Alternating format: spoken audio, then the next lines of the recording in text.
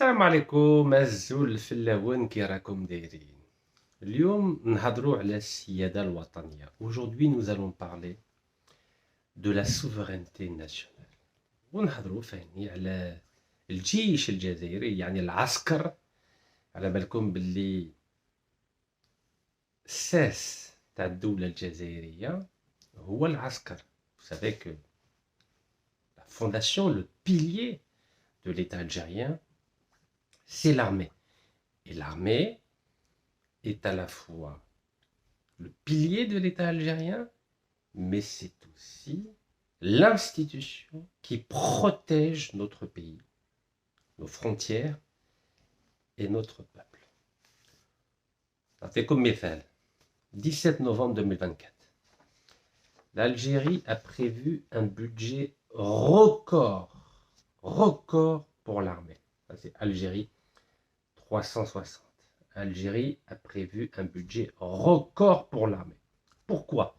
Car nous avons vu ce qu'a fait le génocidaire Netanyahou à Gaza depuis le 7 octobre 2023. Vous avez vu comment le génocidaire Netanyahou a bénéficié d'une aide militaire et financière massive des pays occidentaux pour massacrer le peuple palestinien à Gaza. Et il n'y a que maintenant qu'on commence à parler de génocide, alors que ça fait 18 mois que des organisations internationales, que des intellectuels, que des journalistes ont dénoncé le caractère génocidaire de la riposte de Netanyahou à Gaza. Vous voyez, il faut du temps.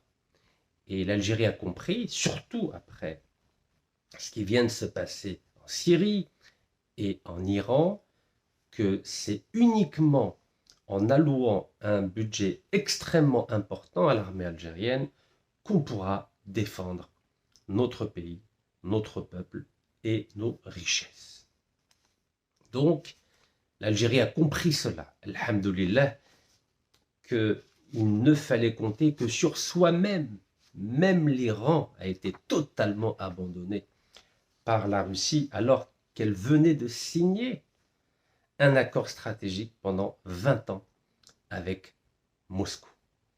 Je le répète, il ne faut compter que sur nous-mêmes si nous ne mettons pas en place une stratégie globale d'alliance sur le plan économique, sur le plan politique, sur le plan diplomatique, sur le plan énergétique, et sur le plan militaire et sur le plan nucléaire. Car aujourd'hui, si vous n'avez pas l'armement nucléaire, à tout moment, on peut vous écraser. Regardez, la Corée du Nord a l'arme atomique, personne n'ose l'attaquer. Je dis bien personne. Car aujourd'hui, si vous voulez vous faire respecter, il faut avoir l'arme nucléaire. Si l'Iran avait eu l'arme nucléaire, personne n'aurait bombardé Téhéran ou Ispahan. Personne. Donc on peut développer le budget militaire le plus important du monde. Si vous n'avez pas une capacité nucléaire, vous êtes par définition vulnérable. C'est ainsi, c'est comme ça. Revenons au budget militaire algérien. Le budget algérien de la défense a en effet, pour 2025, franchi la barre des 25 milliards de dollars. 25 milliards de dollars, ce qui fait de l'Algérie une des puissances militaires les plus importantes d'Afrique.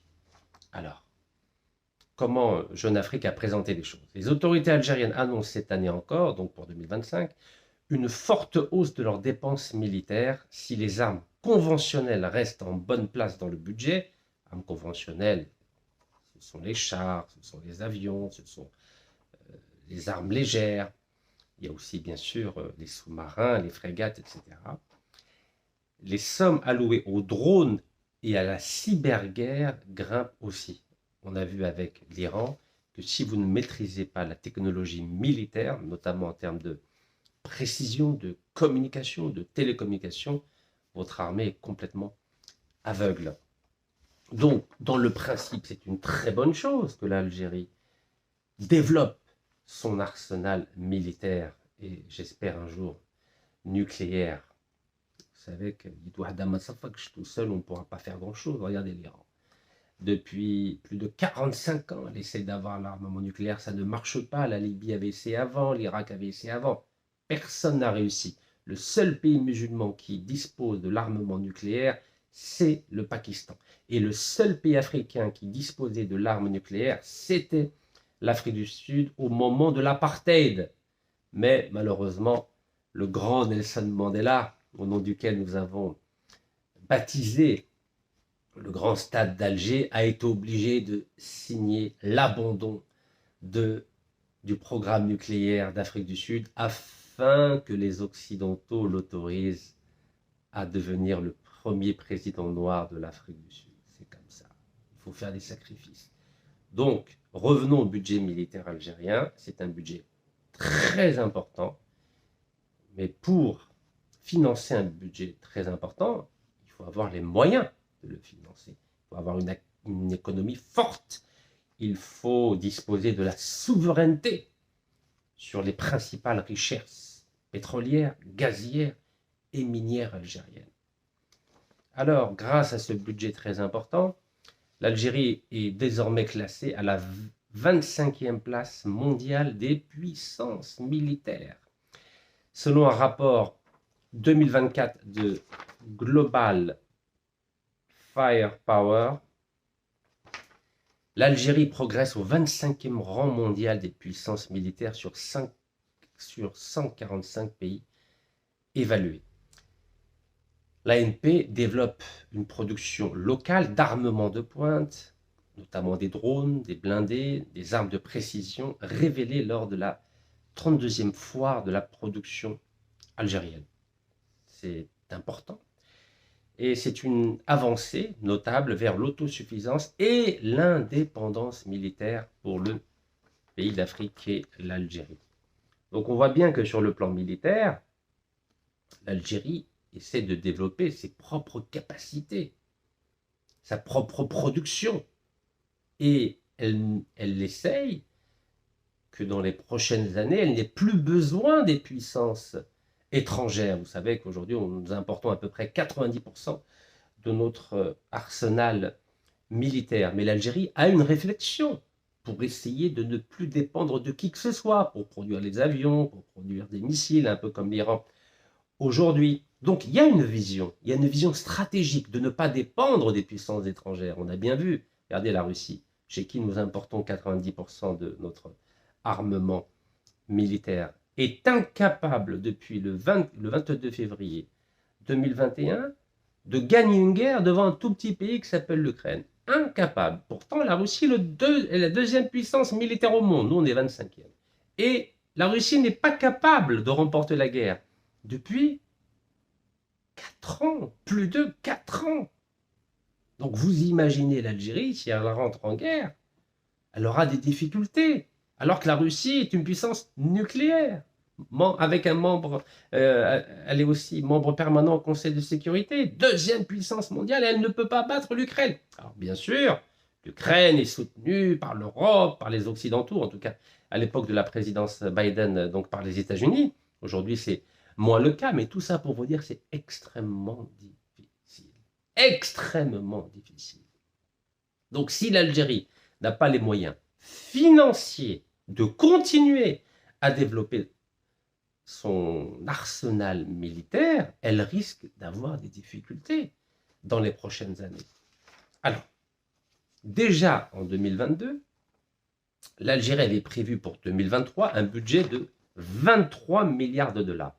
Évidemment, c'était la guerre en Ukraine, donc l'Algérie avait compris, en voyant les difficultés de la Russie de gagner la guerre contre l'Ukraine, que si elle ne développait pas davantage son programme militaire, elle risquait d'avoir des difficultés, notamment avec nos voisins, qui sont assez turbulents. Vous savez qu'il y a eu 3 coups d'État au Sahel, notamment au Mali, au Niger, au Burkina Faso. Vous avez vu que les relations avec nos voisins du Sahel ont évolué négativement, malheureusement. Donc l'Algérie doit être prudente.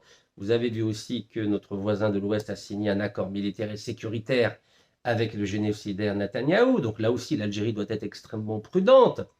Vous avez vu qu'en Libye, Il y a toujours des soubresauts, une guerre civile qui ne veut pas s'arrêter, avec des influences régionales très importantes, de la Turquie, de la Russie, de l'Égypte, des Émirats. Bref, l'Algérie est entourée par des voisins turbulents, voire très turbulents. C'est la raison pour laquelle elle a décidé, depuis la guerre entre la Russie et l'Ukraine et depuis la série de coups d'État au Sahel, de développer davantage le financement de son programme militaire. Et d'après les chiffres parus dans la presse, ces 12 dernières années, l'Algérie a dépensé 150 milliards de dollars en budget militaire. C'est pratiquement 60% du PIB actuel de l'Algérie. 150 milliards. 150 milliards de dollars. C'est énorme. Et vous verrez que ce n'est pas suffisant pour être vraiment autosuffisant et compter sur ses propres forces. Regardez l'Europe. L'Europe vient de voter un budget de 800 milliards de dollars en une seule fois. 800 milliards de dollars. Nous avons 25 milliards. 23, 25 milliards de dollars. Vous croyez qu'on peut rivaliser avec l'Europe? Vous savez bien que non. On peut rivaliser ni avec l'Europe, ni avec les États-Unis, ni avec la Chine, ni avec aucune des grandes puissances. Mais on essaye de rivaliser avec nos voisins, la Libye, le Mali, le Niger, le Maroc. Voilà, on essaye de tenir ou garder notre rang au niveau régional, mais ce n'est pas évident. Et vous avez bien vu qu'aujourd'hui, la guerre ne s'est faite plus avec des chars. On l'a vu avec la Syrie. En une semaine, le régime syrien est tombé, et pourtant la Syrie était la 6e armée du monde arabe. En une semaine, elle s'est effondrée. On l'a vu avec l'Iran. On n'a vu aucun char dans la guerre entre l'Iran et Tel Aviv. Je dis bien, aucun char n'a participé à la guerre entre l'Iran et Tel Aviv. Ce sont des missiles et des avions de guerre dernière génération, notamment les F-16 et surtout les F-35 et les missiles iraniens, ce sont des missiles russes qui ont été perfectionnés par l'armée iranienne. Donc on voit bien que même la guerre a changé de forme. Les chars qu'on nous montre ici ne servent à rien. Oui, ça peut peut-être servir avec le Mali ou le Niger ou je ne sais où aller, des petits pays, mais dans les guerres modernes, les chars n'ont plus aucune fonction. Tout se passe dans les airs, les satellites, les sous-marins, de préférence nucléaire, parce qu'aujourd'hui un sous-marin tout seul est vulnérable, alors qu'un sous-marin nucléaire, lui, peut faire peur, peut faire preuve de ce qu'on appelle de dissuasion nucléaire. Donc tout ça pour vous dire qu'il faudra beaucoup d'argent pour l'Algérie, pour l'armée algérienne, pour se protéger d'éventuelles menaces qui viendraient ou bien à nos frontières ou bien au-delà de nos frontières. Car nous avons vu que Tel Aviv a bombardé par surprise l'Iran et notamment sa capitale, alors que la distance entre Tel Aviv et Téhéran est de plus de 1300 km. Il n'y a pas de frontière terrestre entre Tel Aviv et Téhéran, et pourtant, les avions et les missiles ont parcouru plus de 1300 km pour atteindre leur cible. 200 avions de combat de Tel Aviv ont bombardé l'Iran il y a quelques semaines. Donc, ce qui veut bien dire que les chars ne sont plus la force essentielle dans un conflit moderne. Il faut maîtriser les airs, satellites, avions de combat, missiles balistiques et bien sûr l'arme nucléaire, car Tel Aviv a l'arme nucléaire, plus de 200 têtes nucléaires. Plus de 200 têtes nucléaires. L'Algérie, 0 tête nucléaire. Alors comment l'armée algérienne va pouvoir financer ses budgets militaires extrêmement importants? 2025, 25 milliards de dollars. Le PIB de l'Algérie, peu ou prou, tourne autour de 250-270 milliards de dollars. Ce qui veut dire que le budget militaire algérien, c'est autour de 10% du PIB du pays. Alors, quand on regarde la loi minière, maintenant revenons au sujet qui fâche. Vous savez que le président de la République, Sir Abdelmadjid Tebboune, a un mois, en vertu de la constitution algérienne, pour promulguer une loi qui a été votée par le Parlement algérien, c'est-à-dire APN et le Conseil de la Nation, ce qui veut dire à peu près le 8 août, car c'était le 8 juillet que le Conseil de la Nation a voté cette loi qui accorde jusqu'à 80% aux entreprises étrangères dans les mines algériennes. Donc 8 juillet, 8 août, ça fait 30 jours. Et vous savez que j'ai lancé plusieurs fois un appel au président de la République, pas que moi. Il y a aussi des députés algériens, il y a aussi 3 partis politiques algériens, le PT, le RCD et Djil Jadid, qui font partie des rares forces politiques qui ont demandé au président de la République, Sir Abdelmadjid Tebboune, de ne pas promulguer cette loi qui est un renoncement légal à la souveraineté algérienne dans les mines de notre pays. Alors en effet, déjà le 10 mars 2025, l'APS, l'agence de presse service algérienne, c'est-à-dire l'organe officiel de la presse algérienne, avait présenté cette loi minière en disant qu'elle faisait état de simplification des procédures et de nouvelles incitations aux investisseurs nationaux et étrangers. Et j'ai relevé un point très important dans cette dépêche de l'APS qui reprenait les déclarations du ministre de l'Énergie et des Mines actuel, M. Mohamed Arkab. Je cite cette phrase qui est très importante. Et comme mesure principale, le projet de loi supprime les dispositions relatives au caractère stratégique des substances minérales et fossiles contenues dans la loi actuellement en vigueur. Je répète cette phrase. Comme mesure principale, le projet de loi supprime les dispositions relatives au caractère stratégique des substances minérales et fossiles contenues dans la loi actuellement en vigueur, c'est-à-dire la loi du 24 février 2014. Et c'est quoi la loi du 24 février 2014? Vous savez que les Algériens ont la nostalgie des dates importantes. 24 février 71, c'est la fameuse ordonnance du président Rohani Boumedienne qui avait nationalisé 100% du gaz algérien et 51% du pétrole algérien. Donc, le 24 février 2014, pourtant c'était à l'époque de feu, je dis bien feu, Abdelaziz Bouteflika, l'Algérie a fait voter une loi minière qui donnait 100%, je dis bien 100% à l'État algérien. Regardez, 100% à l'État algérien. Loi du 24 février 2014. 100%. Aujourd'hui, avec la nouvelle loi minière, l'Algérie n'aura que 20%. Je dis bien 20%. Donc on passe de 100% à 20%. Et en plus de cela, je répète cette phrase, dans cette nouvelle loi minière, les substances minérales et fossiles, vous savez ce qu'il y a dans fossiles? Gaz et pétrole. C'est ça, fossile. Dans cette nouvelle loi minière,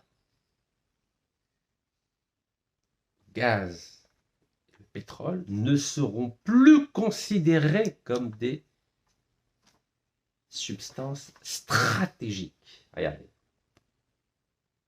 Ce ne seront plus, donc les mines, le gaz et le pétrole, puisque le gaz et le pétrole sont des énergies fossiles, sont des substances fossiles, ne seront plus considérés comme des mines ou des substances ou des énergies stratégiques.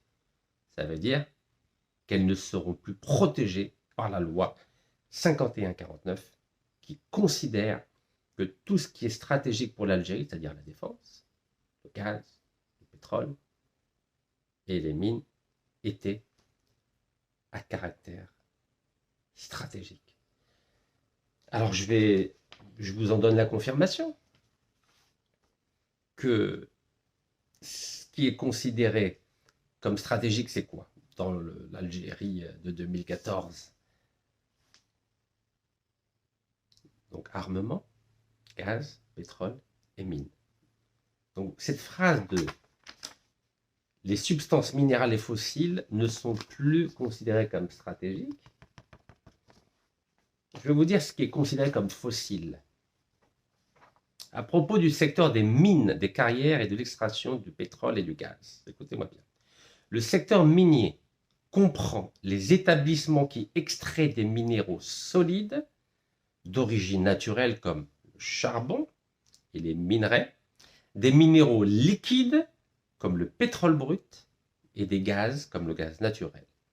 Le terme exploitation minière est utilisé au sens large et inclut l'exploitation en carrière, l'exploitation de puits, l'enrichissement, donc concassage, criblage, lavage et flottation, et les autres opérations de préparation habituellement effectuées sur le site minier ou dans le cadre de l'activité minière. Donc ce qui veut dire que les mines qui n'ont plus de caractère stratégique aujourd'hui, les fossiles qui étaient stratégiques aujourd'hui, ne sont plus désormais, dans la nouvelle loi de Mohamed Arkab, considérés comme stratégiques. Donc si c'est plus stratégique, ça veut dire que c'est la voie ouverte à des contrats avec des multinationales étrangères dans le domaine du pétrole et du gaz, où l'Algérie n'aura que 20%. 20%. Donc c'est fini, 51-49. C'est pas que les mines, car cette loi, elle dit aussi les fossiles. Je le répète à nouveau. Les fossiles ne sont plus considérés comme stratégiques.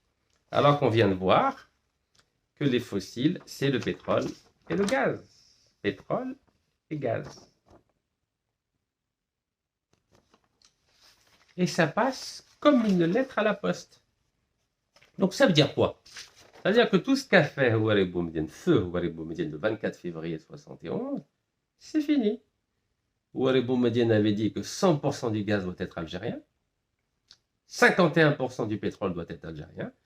Aujourd'hui, avec la nouvelle loi, l'Algérie s'oriente vers une participation dans le capital des entreprises liées aux mines et aux fossiles, c'est-à-dire gaz et pétrole, à 20% seulement.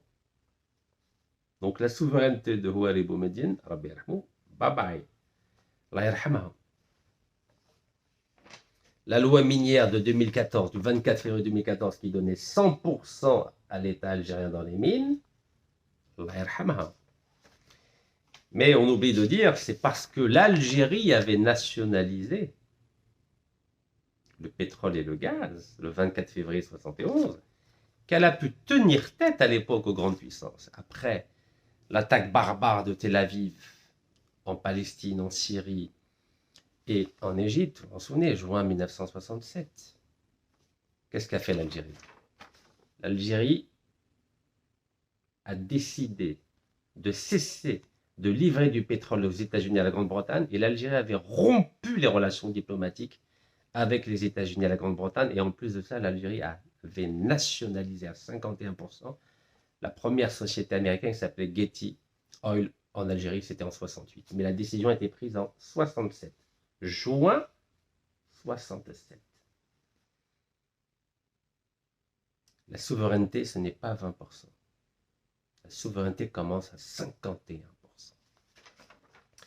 Et le 24 février 71, journal officiel du 25 février 71, feu Houari Boumediene, au nom du peuple algérien, c'était une ordonnance, ce n'était pas une loi, avait décidé de nationaliser 100% du gaz. Regardez, c'est au nom du... C'est une ordonnance. Une ordonnance, c'est le président qui signe. Ce n'est pas le Parlement. Le Parlement, c'est une loi, l'ordonnance, c'est le président. Regardez. Ordonnance du 24 février 71, feu Houari Boumediene a nationalisé les hydrocarbures, pétrole et gaz algériens. Parce qu'on ne peut pas être indépendant si on a 20%. Pour être indépendant vraiment sur le plan politique, énergétique, économique, il faut maîtriser 51%. Minimum.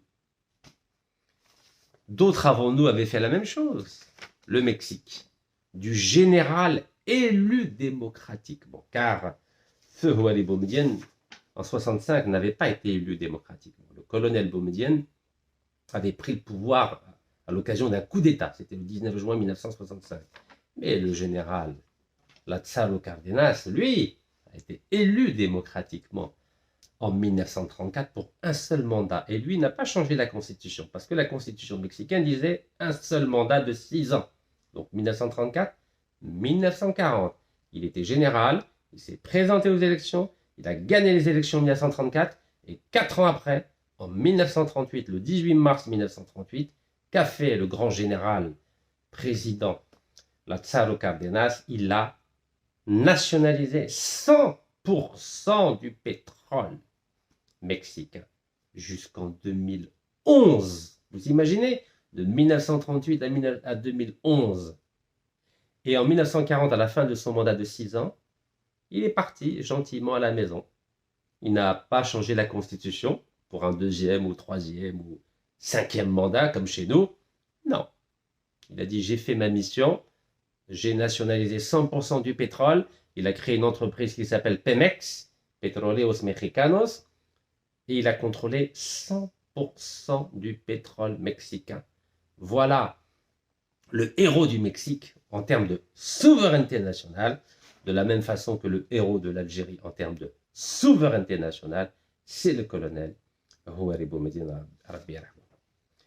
Donc, et aujourd'hui, et ça date que de 2011, je dis bien aujourd'hui 2025, le Mexique n'accorde que 10% des bénéfices aux compagnies étrangères. Que 10%, je dis bien que 10%. Car pour financer une armée, il faut de l'argent. Et là, je reviens. Je reviens au sujet du financement de l'armée algérienne. Comment on va payer le budget militaire de notre pays, qui est de 25 milliards de dollars par an, si nous donnons 80% de nos richesses aux multinationales étrangères? Avec quoi on va payer? باه نخلصوا الميزانية تاع الجيش الجزائري لو كان نمدوا 80% من الثروات تاع بلادنا للشركة أجنبية. باه avec quoi? Dites-moi avec quoi? Et là je m'adresse aux militaires algériens et au chef d'état-major algérien, monsieur, le général Chengueriha, et au président de la République qui est le chef des forces armées algériennes, c'est Abdelmajid Tebboune. Avec quoi on va pouvoir payer 25 milliards de dollars le budget militaire algérien si nous abandonnons, je dis bien si nous abandonnons, 80% des parts de nos richesses minières et bientôt pétrolières et gazières aux compagnies étrangères? Il faut expliquer ça au peuple algérien. Comment on va faire? Comment va-t-on faire? Moi, je pense que c'est une question à laquelle vous devez répondre, car si nous donnons 80% aux entreprises étrangères, on ne pourra plus payer le budget militaire qui est de 25 milliards de dollars. On ne pourra pas payer. Comment on va payer? Comment le Parlement algérien va pouvoir payer? Va pouvoir voter des lois qui vont accorder 25 milliards de dollars à l'armée algérienne? On ne pourra pas. Et je vous le dis en toute fraternité, en toute sincérité, en tout patriotisme. En donnant 80% aux entreprises étrangères, comment on va financer 25 milliards de budget militaire? Comment on va faire? Parce qu'aujourd'hui, l'Algérie n'a pas d'économie. 90 à 95% des devises de notre pays viennent du gaz et du pétrole. 95%. 95%. Où va-t-on trouver 25 milliards de dollars si nous donnons 80% de nos mines et de nos ressources fossiles? Là, je reviens à la loi minière. Fossiles. Les fossiles ne sont plus considérés comme un secteur stratégique. Fossile, c'est quoi? C'est le pétrole et le gaz. Donc, si c'est plus considéré comme stratégique, il y a plus de 51-49, c'est fini. C'est 20%. 20% maximum. Regardez ce qui a marqué. Écoutez-moi bien, parce que c'est... je trouve ça très inquiétant. Je dis bien très inquiétant pour l'Algérie, ce qui est en train de se passer. Et apparemment, on n'est pas beaucoup à trouver ça inquiétant. C'est même l'air, dépêche de l'APS, s'il vous plaît, officiel.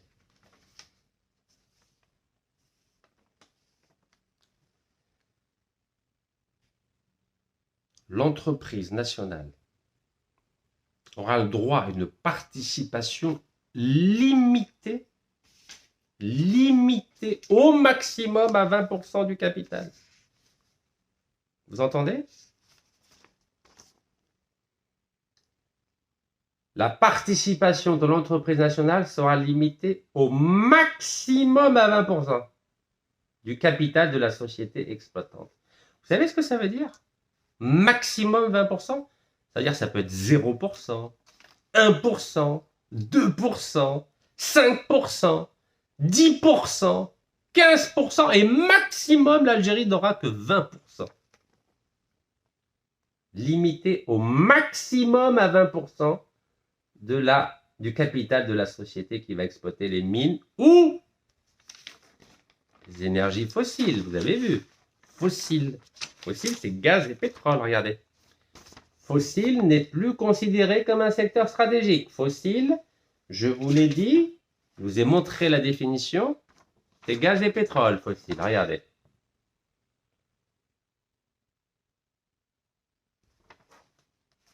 Donc si on n'a que maximum 20% des mines, du gaz, du pétrole, comment on va trouver l'argent pour financer 25 milliards de dollars? 25 milliards de dollars, le budget militaire. Où on va trouver l'argent? Puisque 95% des devises du pays, donc en dollars et en euros, viennent du gaz et du pétrole. Les mines, pour l'instant, c'est 1% du PIB. 1% du PIB.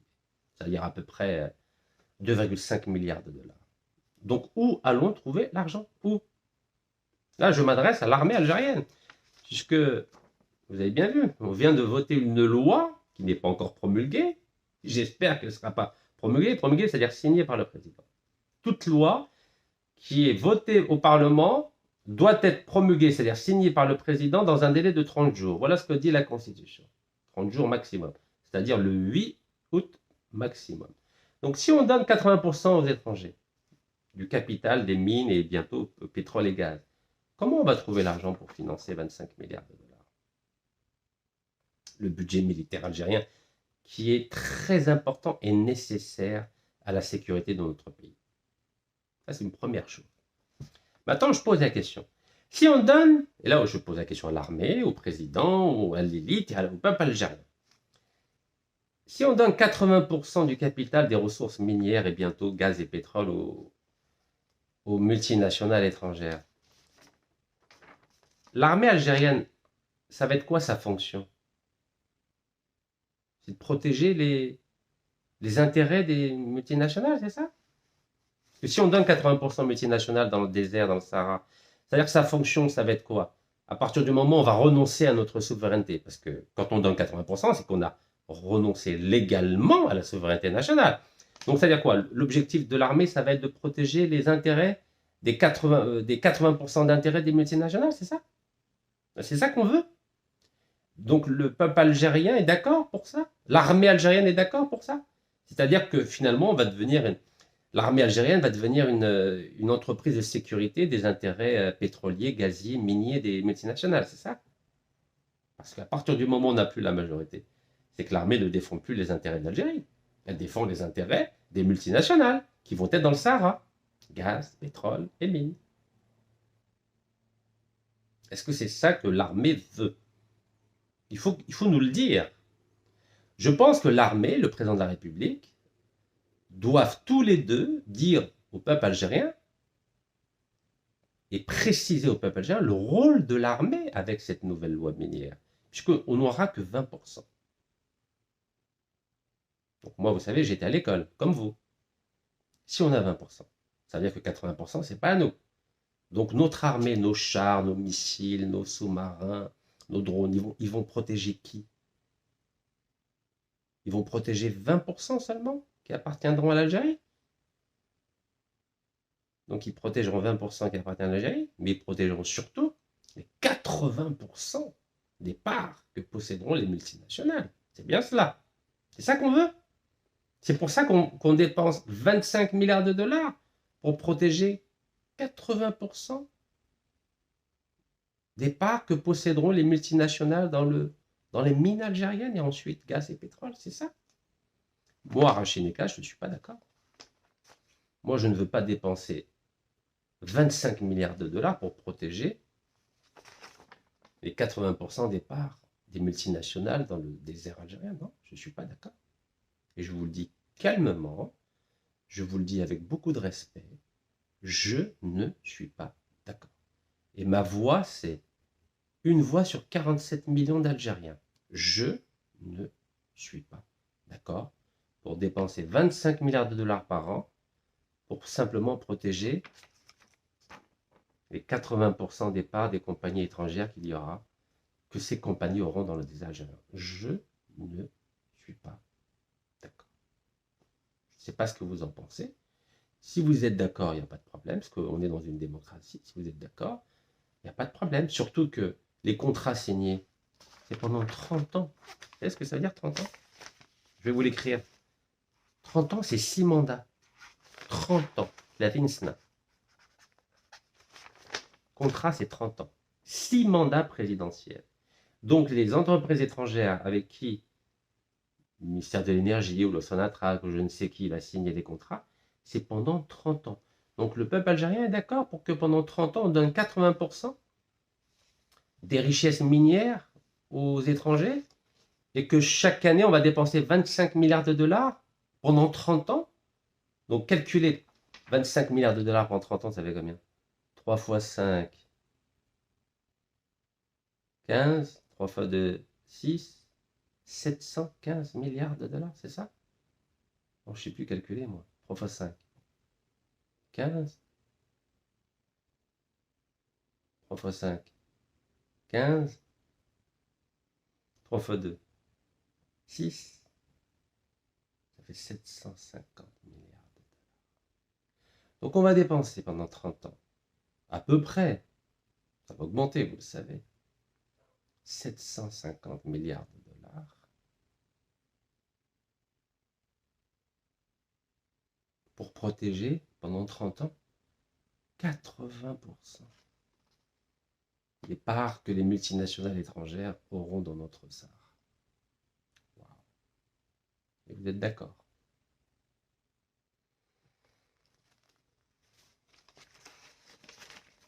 Ok.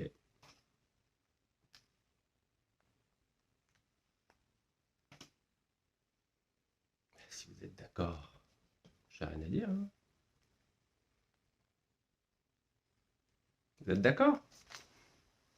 Si vous êtes d'accord, si l'armée algérienne est d'accord pour que notre pays soit l'otage des multinationales pendant 30 ans, parce que signer un accord de 30 ans, c'est-à-dire pendant 30 ans, on est l'otage, on peut rien changer.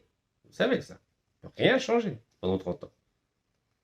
Donc si l'armée est d'accord pour que l'Algérie soit l'otage des multinationales pendant 30 ans dans le Sahara, vous savez, moi je suis un civil, hein. On a une scène silmi démocratique, قانوني وحضاري. لو كان الشعب العسكر والرئيس والشعب راهم باغيين باللي الجزائر تكون راهنه تاع هذو الشركه الاجنبيه مده 30 سنه. شو نقول لكم انا؟ j'ai rien à dire. Si c'est ça que vous voulez. Qu'est-ce que vous en pensez, vous? Donc on va dépenser à peu près 750 milliards de dollars pendant 30 ans pour protéger 80% des intérêts des multinationales étrangères. Vous croyez que le Marhoum Houari Boumediene aurait été d'accord que l'Algérie n'est que 20% des mines, du gaz, du pétrole, et qu'on dépense aujourd'hui 750 milliards de dollars sur 30 ans, alors vous savez très bien que ça va être plutôt le double, 1500 milliards, parce que vous savez, ça augmente, d'année en année, ça augmente, pour protéger les intérêts des multinationales dans le désert. Parce que في الصحراء, il y a quoi في الصحراء؟ كان الرملة الفوق وتحت كان الغاز, البترول, l'uranium, الذهب, الفوسفات, les minerais rares, etc. Donc finalement, la vraie richesse du Sahara, c'est ce qu'il y a dans le sous-sol, on est d'accord. Donc les chars qu'on va mettre dans le Sahara, les avions, c'est pourquoi? C'est pour défendre Ramla. Ramla, vous inquiétez pas, elle va appartenir à 100% à l'État algérien, 100%. Mais elle sert à rien, Ramla, parce qu'on ne peut même pas l'utiliser dans les plages du Nord. Donc, le budget militaire algérien, c'est pour protéger les frontières. Mais les frontières, quoi? Personne ne va envahir l'Algérie dans les frontières, dans le désert. Personne, vous le savez. Le seul intérêt d'envahir l'Algérie, c'est de prendre l'or, l'uranium, le pétrole, le gaz, le phosphate, etc. Vous savez très bien. C'est ça l'intérêt. Mais si ça appartient à 80% des étrangers, donc c'est-à-dire que l'armée algérienne va... Donc on va dépenser chaque année 25 milliards de dollars pendant 30 ans, c'est-à-dire 750 milliards de dollars pour défendre, protéger les intérêts des multinationales étrangères. Total, Eni, Sinopec, Halliburton, je connais les Vietnamiens, les Thaïlandais, les Malaisiens. Waouh. Waouh. Vous croyez que Feu Walid Boumediene aurait été d'accord? Ou là, l'Arbi Ben Mehdi, ou la Hassiba Ben Douali. Alors, notre ministre de l'Énergie dit l'Algérie n'a pas d'argent pour développer le secteur minier. L'Algérie n'a pas les techniques pour développer le secteur minier. L'Algérie n'a pas la technologie de pointe pour développer le secteur minier. Mais l'Algérie, dans ce cas, n'a pas ni l'argent, ni les techniques, ni les technologies de pointe pour développer le gaz et le pétrole. Donc, d'après le ministre de l'Énergie, parce que l'Algérie n'a pas d'argent, parce que l'Algérie n'a pas les techniques, parce que l'Algérie n'a pas la technologie de pointe, elle doit donner 80% aux étrangers. Ben, dans ce cas-là, on va donner 80% dans tous les domaines. Tous les domaines, parce que l'Algérie n'a pas de technologie, n'a pas de technique, n'a pas d'argent, d'après le ministre de l'Énergie. Apparemment, les députés, la majorité des députés est d'accord, et l'écrasante majorité des sénateurs est d'accord pour dire que l'Algérie n'a pas d'argent, n'a pas de technique, n'a pas de technologie de pointe. Alors que d'après la presse, l'Algérie est capable, regardez, de développer au niveau militaire des drones, des chars, de l'armement. Il y a une contradiction, vous ne trouvez pas? Comment se fait-il qu'on est capable, au niveau militaire, de produire de l'armement, même si c'est que 10% aujourd'hui, mais c'est quand même très bien, c'est-à-dire qu'il y a de l'espoir pour les prochaines années. Et comment ça fait qu'au niveau des mines, du gaz, du pétrole, on ne sait rien faire? Il y a un problème, non? Vous ne trouvez pas? Regardez. L'AMP développe une production locale d'armement de pointe, notamment des drones blindés et armes de précision révélées lors de la 32e foire de la production algérienne. Une avancée vers l'autosuffisance et l'indépendance militaire pour le pays de l'Afrique. Regardez. Donc l'Algérie a de l'argent, 72 milliards de dollars. L'Algérie a des techniques, la preuve, on l'utilise dans l'industrie militaire. Et l'Algérie a de la technologie de pointe, la preuve, on l'utilise dans l'industrie militaire, et la 32e foire d'Alger l'a démontré.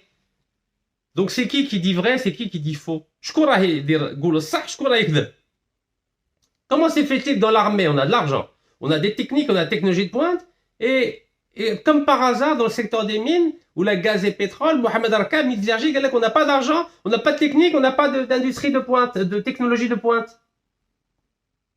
Ah, فهمونا يا فهمونا.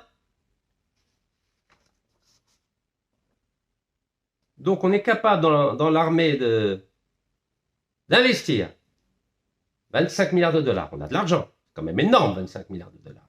Je crois que c'est le double du budget de l'éducation, n'est-ce pas? Et le triple de la santé. Donc on a de l'argent. On a de la technique et de la technologie de pointe dans l'armée.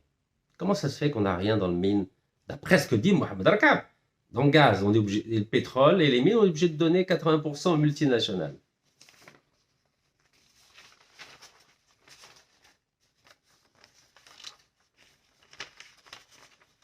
Vous ne pensez pas que nous avons un problème? Vous ne pensez pas qu'on a un problème? Et que pendant 30 ans, on va signer des contrats avec les multinationales qui vont nous prendre 80%? À cause de M. Mohamed Rakab, ministre de l'énergie et des mines. Ok. Alors maintenant, j'ai une question. Si on n'a pas d'argent, on n'a pas de technique, on n'a pas de technologie de pointe, d'après Mohamed Rakab, dans les mines, comment ça se fait que le Niger a nationalisé 100% de ses mines d'uranium? 100%. Comment ça se fait? Comment ça se fait que le Niger, c'est des militaires, hein, comme le colonel Ouari Boumedi en 71, comment ça se fait que des militaires nationalisent et des civils vendent 80% multinationales? Il n'y a pas un problème là? Niger, pourtant il n'a pas d'argent, il n'a pas de technique, il n'a pas de technologie. Comment ça se fait qu'il est capable de nationaliser lui 100%? Sa société minière d'uranium qui était contrôlée par la France. La France avait 63,4%. Et le Niger n'avait que 36,40%. Et il a quand même nationalisé. Il a pris 100%. Regardez ce qu'il a dit. Par cette nationalisation, les actions et le patrimoine de la Sommer, donc c'est l'entreprise qui gère l'uranium au Niger, donc les actions et patrimoine de la Sommer sont intégralement transférés en toute propriété à l'État du Niger. Donc le Niger, il récupère 100% des mines, et nous, l'Algérie, pays des Chouhada, pays de la Révolution, nous, on donne 80%. Donc le Niger, il nationalise 100%, il prend 100 et nous on donne 80. Donc le Niger qui était à 60, qui n'avait que 36,40, il récupère la totalité, 100%, et nous on avait 100%, qu'est-ce qu'on fait? On donne 80. Donc les militaires du Niger prennent 100% et les civils d'Algérie, ils gardent que 20%, ils donnent 80%. Et ça, vous êtes contents, les militaires algériens, vous êtes contents. Là, on a des militaires nigériens qui donnent une leçon aux députés, aux sénateurs algériens. Ils prennent 100%. 100%. 100%. 100%. Vous savez ce que ça veut dire, 100%? Le Niger tourne la page au Rano, le Rano c'est le français, en nationalisant la Sommer. 100%. Je vais vous l'écrire parce que je crois que j'ai du mal à me faire comprendre. Nationaliser, c'est 100%. L'intégralité. Les militaires du Niger ont nationalisé, c'est-à-dire ils récupèrent 100% des mines d'uranium contrôlées par la France. Et Orano, c'est une société française contrôlée à 90% par l'État français. Nous, qu'est-ce qu'on fait? On donne 80, il nous reste que 20. Là, je vais vous mettre 20%. Comme ça, vous allez comprendre. 20% pour les chouhada. Nous, on n'a que 20% et les étrangers ont 80%. Et on est content apparemment. Les députés, les sénateurs sont très très contents. Donc le Niger vient de nous donner une leçon de souveraineté extraordinaire. Bravo le Niger. Bravo les militaires du Niger. Alors les Français ne sont pas contents. Orano dénonce la volonté de nationalisation de sa filiale. Ben oui, mais le Niger a dit c'est fini maintenant la France. Dégage. Nous, on a des hommes, on a des ingénieurs, et c'est eux qui vont exploiter les mines d'uranium. Ben oui. La différence aujourd'hui entre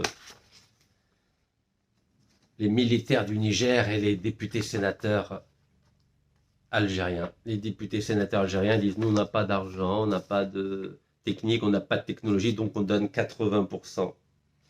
On donne 80% aux étrangers, on garde que 20%. Mais les militaires du Niger, ils ont dit, non, nous, on a une fierté, on défend la souveraineté du Niger et nous, on prend 100%.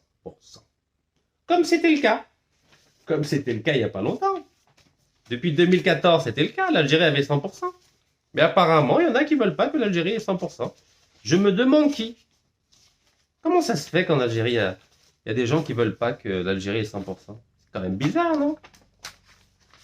20%, ça suffit. Voilà, donc les Français se fâchent. Ils se fâchent, les Français. Ils s'insurgent, c'est-à-dire qu'ils se fâchent. Voilà, vous vous rendez compte? Le Niger n'avait que 36,6%, regardez. 36,6%, les Français avaient 63,40%.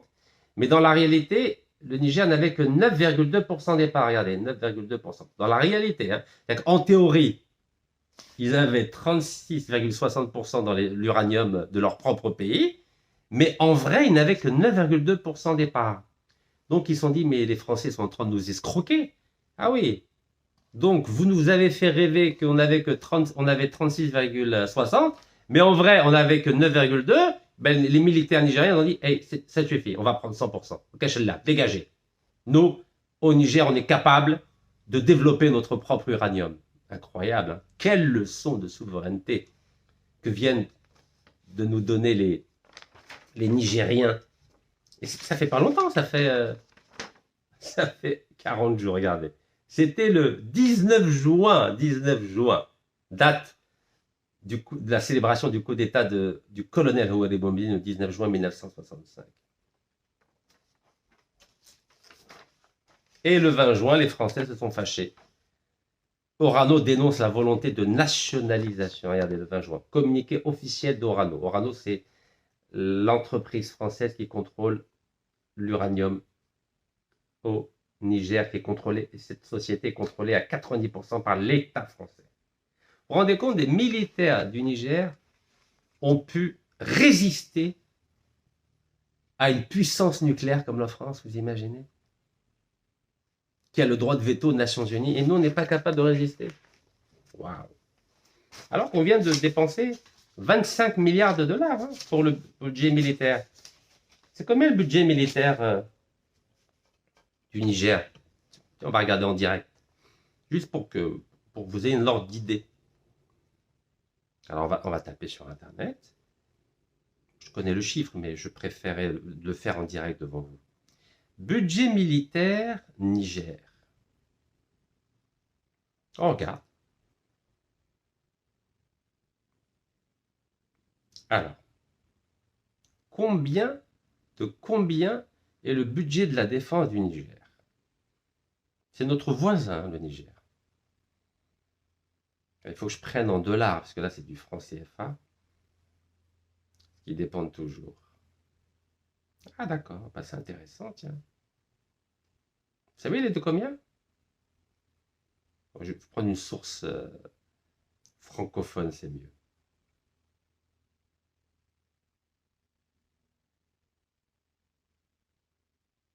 Alors.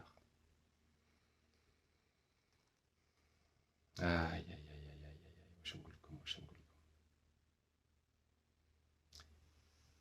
Donc l'information date de 2024. Le budget militaire du Niger est de 4,4 milliards de dollars. En France et en face, c'est 2653 milliards de francs CFA. Regardez. 4, attendez, où est-ce qu'il y a marqué? 4,4 milliards de dollars. Regardez, 4. Vous arrivez à voir 4,4 milliards de dollars? Attends, je vais le mettre en gros comme ça. C'est que ça fait mal, hein? Donc, l'Algérie a un budget militaire pratiquement 6 fois plus. 6 fois plus, regardez, 6 fois plus. C'est ici, 4,4 milliards de dollars. Et l'Algérie, c'est 25 milliards de dollars.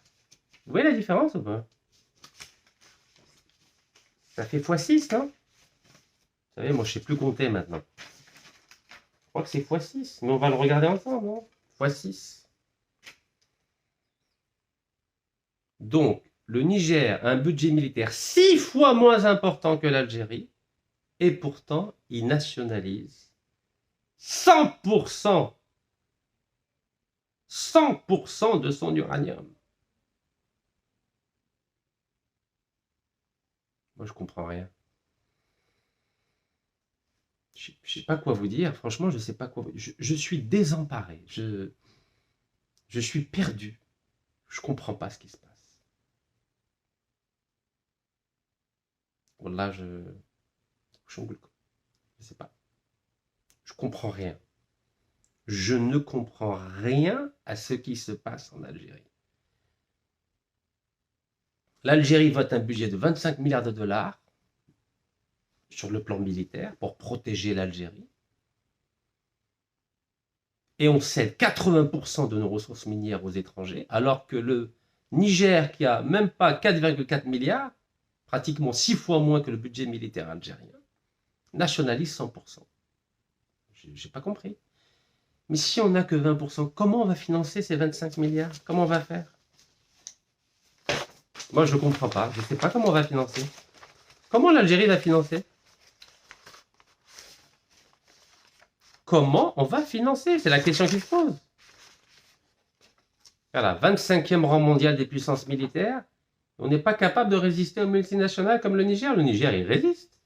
Comment ça se fait que le Niger arrive à résister à une puissance nucléaire comme la France, grande puissance militaire, et nous, on n'arrive pas à résister, alors qu'on a 6 fois plus de budget militaire que le Niger?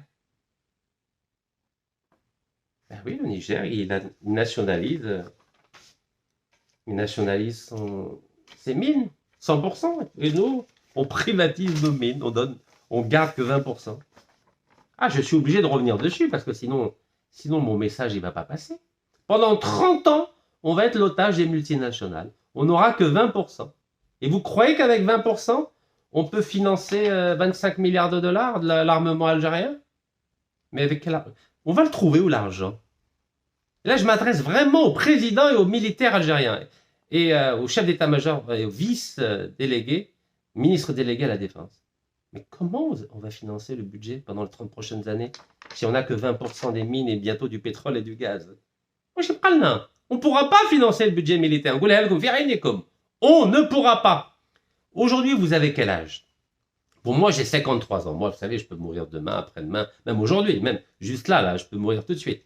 On va dire mon espérance de vie d'après les spécialistes de la question, je dis bien espérance de vie, c'est entre 1 et 20 ans, un air. Mentouma, vous allez avoir quoi? À peu près 80 ans. Votre espérance de vie, c'est quoi? En termes de pouvoir, je parle, hein, c'est-à-dire votre présence dans le pouvoir algérien. Le mandat présidentiel, vous savez, c'est combien? C'est 2 mandats. Allez, on va dire 3, parce que la Constitution a été changée en 2020. Donc, le premier mandat, il ne compte pas. Mais là, c'est 30 ans, là. Si vous signez, c'est pour 30 ans. Vous ne serez plus au pouvoir. Mais nous, l'Algérie, et les prochaines générations, elles vont être l'otage de ces contrats de 30 ans, où l'Algérie n'aura que 20%. Et qui va financer l'avenir de nos enfants? Qui va financer l'avenir de l'armée algérienne? Avec 20%, on ne pourra pas financer. On ne pourra pas financer 25 milliards de dollars par an. On ne pourra pas, c'est pas possible. Ce n'est pas possible, puisqu'on n'a pas d'économie en Algérie. Il n'y a pas d'économie, donc on ne pourra pas financer. Qu'est-ce qu'on fait alors? On laisse faire. Bon, je ne peux rien faire, mais vous pouvez faire. Je peux parler. C'est ce que je fais. Le Niger, il nationalise 100%, et nous, on privatise. On garde que 20%. Yeah. Niger, 100%, on est à 20%. On ne pourra jamais financer les 25 milliards du budget militaire algérien. Je dis bien jamais, pendant 30 ans. Jamais, jamais, jamais, parce qu'on n'a pas d'argent. Les seules devises qu'on a, c'est le gaz, le pétrole et les mines. Mais maintenant, avec la nouvelle loi qui dit que les fossiles, c'est-à-dire le gaz et le pétrole, ne sont plus des secteurs stratégiques, ça veut dire qu'on n'aura que 20%. Et donc, on ne pourra jamais payer le budget militaire de 25 milliards de dollars pendant 30 ans. Jamais. Et vous le savez. ولو كان ما تعرفوش انا نقولها لكم وفهمتكم مليح اليوم. Jamais.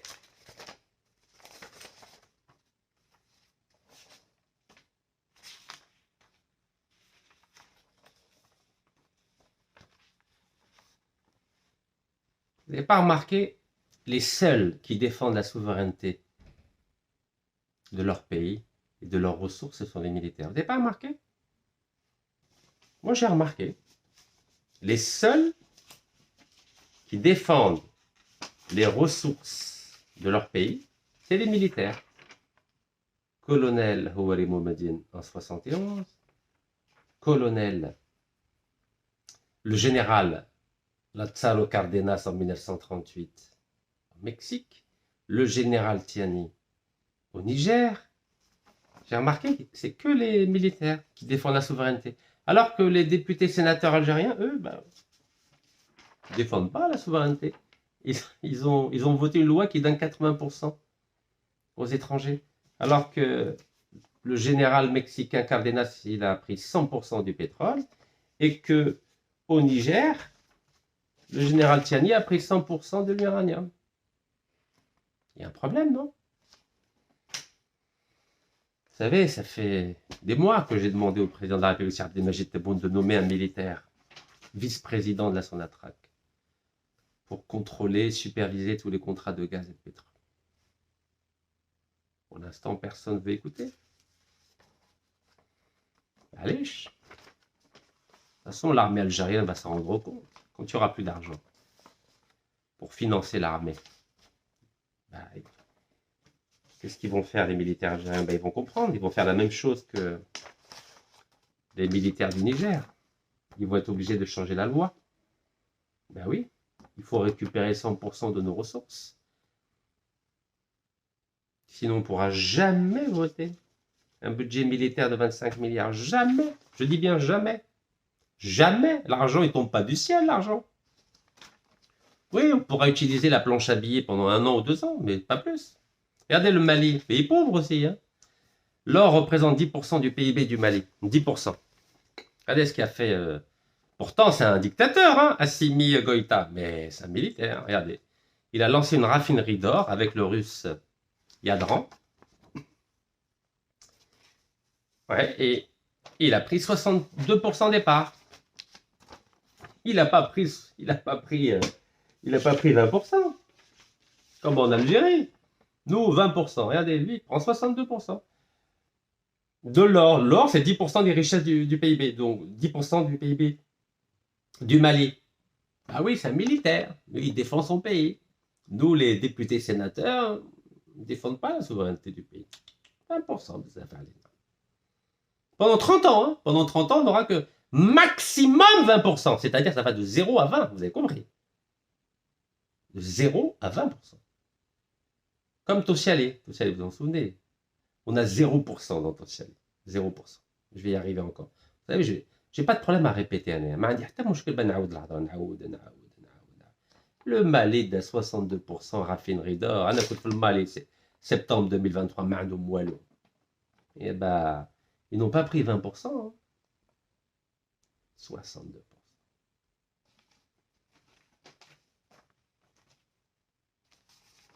Et même le site 360 Afrique, le Mali troque. Donc le Mali a échangé 20% de participation symbolique, parce que tout le monde sait que quand on a 20%, c'est symbolique, c'est qu'on n'a rien. Wallo. Contre 62% de pouvoir décisionnel. 62% décisionnel. Mali. ينضحكوا عليه الليل ونهار. نيجر نضحكوا عليه الليل ونهار عندهم 100% من اليورانيوم. 100%. راكم شفتوا الكخوا روج الجيريان ارسل لهم الماكله النيجر ما عندهم والو بصح عندهم النيف ماشي كيما حنا. النيجير والمالي عندهم النيف ماشي كيما حنا. حنا 20%. 20%. 80% أجنبيين. أي بعنا البلاد، بعنا البلاد. ماروك، لو ماروك اللي ندبزو معاك القطوطة الفيران. أنا بالكم بالجزائر والمغاربة يدبزوا مع المغاربة، يدبزوا بعضهم بعض الفيران القطوطة. حاشاكم وحاشا لي ما oui, on est comme des rats et des souris. Les Algériens, les Marocains, moi je suis algérien. On se bat comme des chats et des souris. Et le Maroc, il a 100% du phosphate, le Maroc, regardez. 100% du phosphate. 95% c'est l'office chérifien du phosphate et 5% c'est la Banque Centrale Populaire. Ben oui, 100%. Nous, on a quoi? 20%. C'est pas que les mines, hein, parce qu'ils ont parlé des fossiles. C'est plus un secteur stratégique. Fossile, c'est pétrole et gaz. Donc ça va être 20% aussi pour le gaz et le pétrole. Mais ça dérange personne. Ça dérange personne. Pas grave. Et pourtant, le président de la Sonatrach, M. Rachid Hachichi, il dit oh, la Sonatrach contrôle 95%. هذا هو الرئيس Rachid Hachichi. Il dit 80% de la production, c'est l'Algérie. Hein? Ah oui. Il a dit ça le 21 juillet, regardez, 21 juillet. Alors que depuis 2009, l'Algérie ne contrôle, la Sonatrach ne contrôle que 46,6%. Et 53,4%, c'est les étrangers, regardez. 53,4%, c'est les étrangers, les multinationales. Mais M. Hachichi, on a 90% de la production. Vous savez, donc on dit n'importe quoi en Algérie. On dit n'importe quoi, personne vérifie. Personne vérifie. Personne vérifie en Algérie. Et là, avec la nouvelle loi, je ne vous raconte même pas.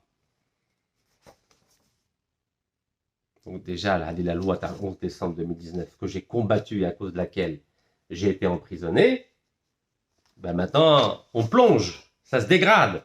Et pourtant, M. Mohamed Arkab, la souveraineté nationale est une ligne rouge. هذا هو Mohamed Arkab, le wazir Taqa ou le manager. Oui, il a dit ça quand 16 juin, regardez, 16 juin. La souveraineté nationale est une ligne rouge. Ligne rouge, hein? 20% souveraineté nationale, hein? Mohamed Arkab, hein? 20%. 20% et c'est ça la souveraineté nationale. Oui, c'est bien, c'est bien. Voilà, en plus, Galek, le texte, la loi minière qui donne 20%, renforce la souveraineté nationale. Vous imaginez? Renforce. Au Galek, il impose aux investisseurs étrangers, via le cahier des charges, la transformation locale des ressources minières. Vous imaginez?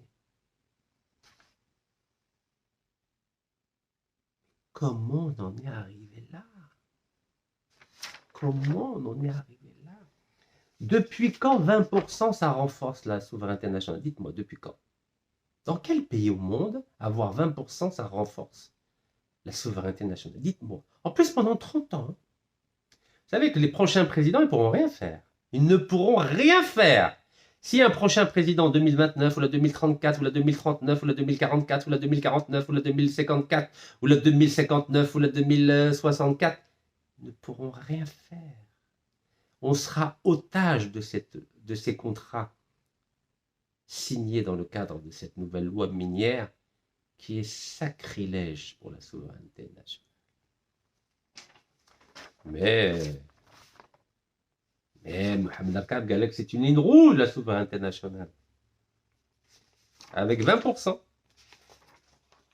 Vous croyez que Mohamed Mossadegh en Iran, vous savez, lui, il a nationalisé le pétrole en Iran. Que 51%. Hein, que 51%. En 1951. Il a nationalisé le pétrole. C'est les compagnies anglaises à l'époque. C'est un grand intellectuel iranien qui était Premier ministre. Que le peuple adorait. Le peuple adorait. Incroyable. Il a juste nationalisé 51%. Mohamed Mossadegh, le Premier ministre iranien. Vous savez ce qui lui est arrivé 2 ans après, en 1953? Regardez, 1953. Vous arrivez à lire? C'est bientôt son anniversaire, 19 août 53. Regardez, 19 août 53. Et bien, il a été victime d'un coup d'État. Alors qu'il n'avait pris que 51%. Coup d'État organisé par la CIA, avec l'aide des Anglais. Coup d'État, parce que, ben oui, il a nationalisé, il a pris 51%, il a eu un coup d'État, Mohamed Mossadegh. où Mohamed Arkab قال لك avec 20%, on va renforcer. Attendez, il faut quand même lire. Hein. Avec 20%, قال لك on renforce la souveraineté nationale. Ah oui, hein. 20% on renforce la souveraineté nationale, alors que Mohamed Mossadegh, à cause de 51%, il était victime d'un coup d'État. نعلبليس يا محمد أركاب نعلبليس. Arrêtez d'insulter l'intelligence des Algériens. Arrêtez parce que ça risque de se retourner contre vous. N'oubliez pas, il y a 3 anciens ministres d'énergie qui ont été emprisonnés. 3 anciens ministres de l'énergie qui ont été emprisonnés, hein, Mohamed Arkab, 3 anciens présidents de la Sonatrach qui ont été emprisonnés, hein, Mohamed Arkab, 2 anciens vice-présidents de la Sonatrach qui ont été emprisonnés. En Iran, le premier ministre Mohamed Mossadegh a été victime d'un coup d'État parce qu'il avait osé nationaliser 51%. C'est un civil mesquin. Avec 20%, on va renforcer la souveraineté nationale. Alors revenons à Tosciali.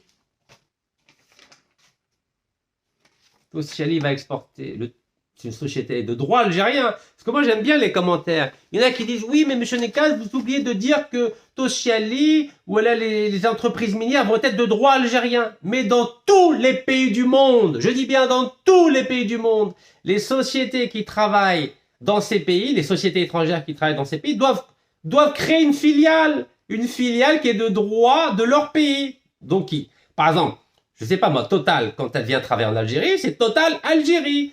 Quand Saipem vient travailler en Algérie, elle crée une entreprise, Saipem Algérie ou là une autre société. Elles sont toutes de droit algérien, toutes, dans tout le monde entier. Vous ne pouvez pas avoir une entreprise de droit étranger qui va travailler dans un autre pays si elle ne crée pas une filiale ou là une société qui va être conforme aux droits de ces pays. Mais ça, c'est universel, ça.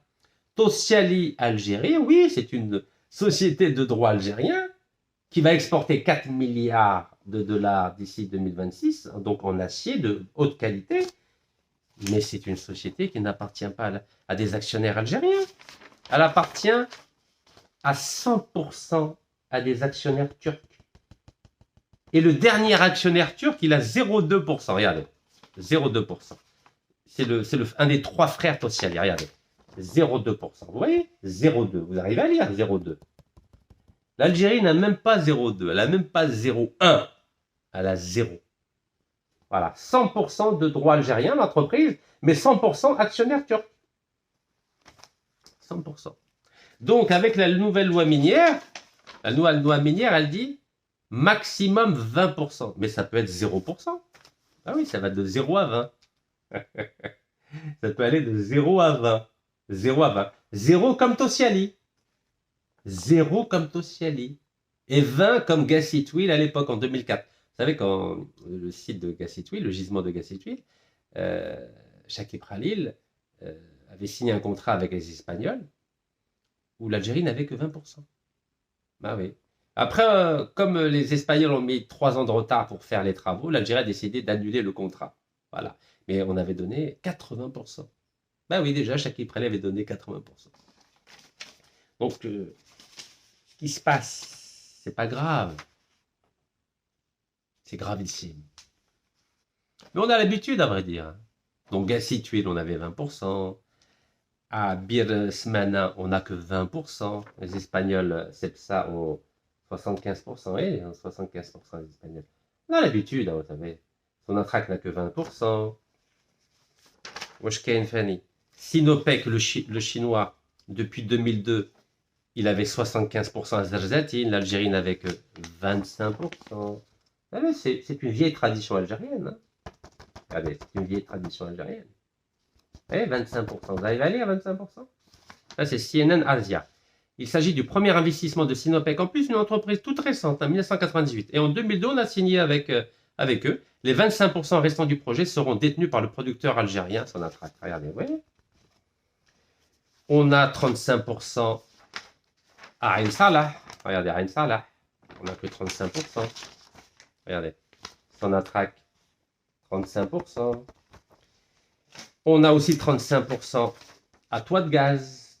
Toit de Gaz, on n'a que 35%. Oui, oui, Sonatrach 35%. Toit de Gaz, c'est Adrar. Voilà, Adrar.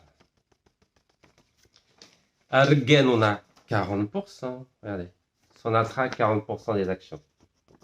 40% des actions. Argen Nord. Hassimouina, c'est à côté de Timimoun. On a 25%. Hassimouina.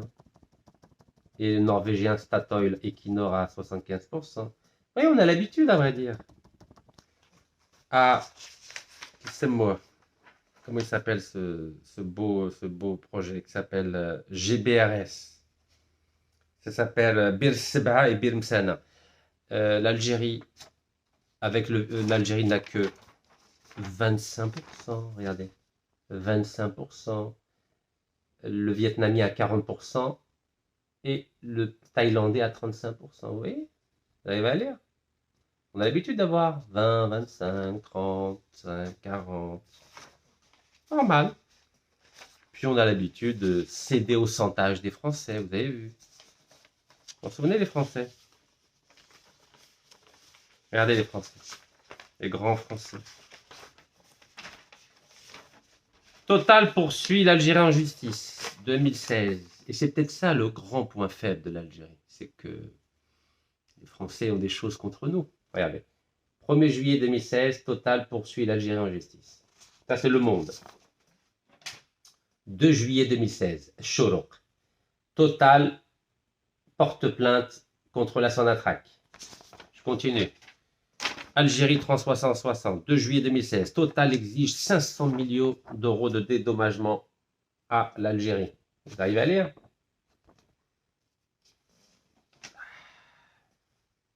On prépare mal nos dossiers. La France a des atouts contre nous. Alors que la France n'a pas d'atouts contre le nouveau pouvoir militaire au Niger et au Mali. Ben oui, ils sont nouveaux. Ils n'ont pas eu le temps de faire de la corruption. Ils n'ont pas eu le temps d'avoir des appartements en France. Ils n'ont pas eu le temps d'avoir des comptes bancaires en France. Ah oui, ils n'ont pas eu le temps. Ils sont tout nouveaux. Comme Feu Houari Boumedienne, quand il arrive au pouvoir en 65, il a pu nationaliser. Parce qu'il n'y avait pas de corruption à l'époque. Mais il venait d'arriver, les militaires. Il n'y avait pas de corruption au Canoualo. Donc ils étails propres. Ils peuvent rompre les relations diplomatiques avec les États-Unis, avec l'Angleterre, nationaliser le gaz, le pétrole. Ben oui, ils sont propres. Ils n'ont pas eu le temps de faire de la corruption. C'est comme au Mali, au Niger. Ils viennent d'arriver. Ça fait 2 ans, 3 ans qu'ils viennent d'arriver. Donc la France n'a pas d'atout contre eux. Donc ils peuvent nationaliser 100% de l'uranium et prendre 62% des parts de la raffinerie d'or au Mali. Eh oui. Mais nous, la France nous fait du chantage parce que la France a des atouts contre certains responsables algériens.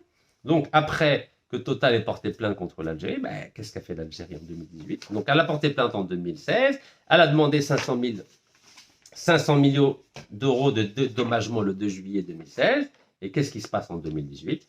L'Algérie donne 25 ans de gaz gratuit à Total, en prolongeant de 25 ans la licence d'exploitation de Total à TFT. Voilà. L'Algérie a reprolongé pendant 25 ans, donc 25 ans de gaz gratuit. Et en 2002, on fait la même chose. On reprolonge de 25 ans le contrat de Total à Hassi Berkin. Ça veut dire 25 ans de pétrole gratuit. Donc d'abord, 25 ans de pétrole gratuit, de gaz gratuit à TFT. Voilà. 2018, 25 ans de gaz gratuit supplémentaire. Et là, 2022, 25 ans de pétrole gratuit supplémentaire à Hassi Berkin. Gaz supplémentaire à TFT, pétrole supplémentaire à Hassi Berkin. Et pourtant, Total, la reine de la corruption dans le monde entier, on a fait un nouveau contrat le 10 juillet 2023. Total Énergie signe de nouveaux contrats avec le géant algérien des hydrocarbures. Regardez, c'est toujours au mois de juillet que ça se passe. Hein, oui, parce que tout le monde est en vacances au mois de juillet. Regardez, mois de juillet. Oui, 2023. Et après, on continue. 2025. Juin 2025, confirmé le 21 juillet 2025, Total Energy se voit attribuer un nouveau permis d'exploration à Harara.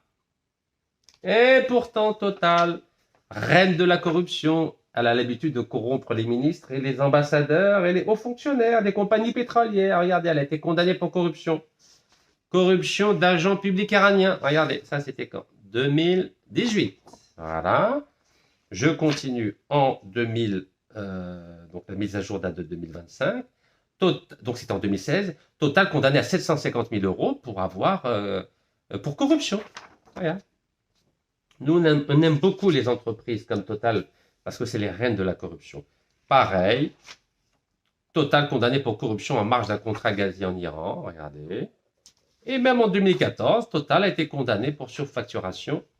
Elle a gonflé les factures. Ben oui, Total gonflé les factures. Comme ça, il reverse une partie à l'étranger, à certains responsables algériens de la Sonatrach, par exemple. La justice algérienne devait infliger une amende de 8 milliards de dinars à Total Energy 15 août 2025. Regardez, Total Energy. Vous voyez, Total Energy. Total Algérie, c'est une société de droit algérien. Mais ça ne l'empêche pas de faire de la corruption, de la surfacturation et de gonflage des factures. Vous voyez? Et aux États-Unis, Total a été condamné à payer une amende de 398 millions de dollars. Et oui, à cause de quoi? À cause du fait qu'ils ont payé le fils de l'ancien président iranien 60 millions de dollars pour obtenir un contrat gazier de 2,5 milliards de dollars. Vous voyez le tampon américain, là, vous voyez? Ben oui. Qu'est-ce que vous voulez que je vous dise? Ou bien on est fort, ou bien on est fragile. On ne peut pas être les deux en même temps. Hein. C'est pas possible, ça. Ben oui, parce que Total, ils ont un vice-président général. Général Denis Favier. Regardez. Depuis 2016, Général Denis Favier. Depuis qu'il est là, ça marche. Ça marche très bien. Vous n'avez pas remarqué? Total a porté plainte contre l'Algérie. Lui, il est arrivé au pouvoir. Regardez, en 2016, regardez. Porte plainte. Général Denis Favier arrive au pouvoir et depuis ça marche très bien. Ben oui, ils ont un général qui défend les intérêts de la France. Et nous, pourquoi on n'a pas un général qui défend les intérêts de l'Algérie? Vous croyez qu'on peut faire confiance à des civils qui n'ont aucun pouvoir et qu'on les appelle au téléphone? Ben oui, Général Denis Favier appelle le président de la Sonatrach. Ben évidemment qu'il va dire ok, il n'y a pas de problème, vous inquiétez pas, vous inquiétez pas. Il suffit qu'il menace des civils et puis voilà, c'est cuit. Quand vous n'êtes pas propre, ben évidemment que vous êtes influençable. Pourquoi je parle à votre avis? Pourquoi Rachid Nekaz il parle et il n'a pas peur? Parce que moi, j'ai pas de foin dans mon ventre. ما عنديش تبان في كل شيء ما نخافش انايا بصح حتى واحد اللي عندهم لي زابارتمون في فرنسا ولا كونت بانكير في فرنسا ولا في سويسرا ولا في هونغ كونغ يخافوا. C'est pour ça qu'il leur donne des contrats, il leur donne des contrats gars. Pourquoi le Niger et le Mali n'ont pas peur? Les militaires du Niger et du Mali, pourquoi ils n'ont pas peur? Parce qu'ils sont pas corrompus aujourd'hui. Peut-être qu'ils vont l'être dans 2 ans, dans 3 ans, dans 5 ans, quand le général Denis Favier va faire son travail, par exemple.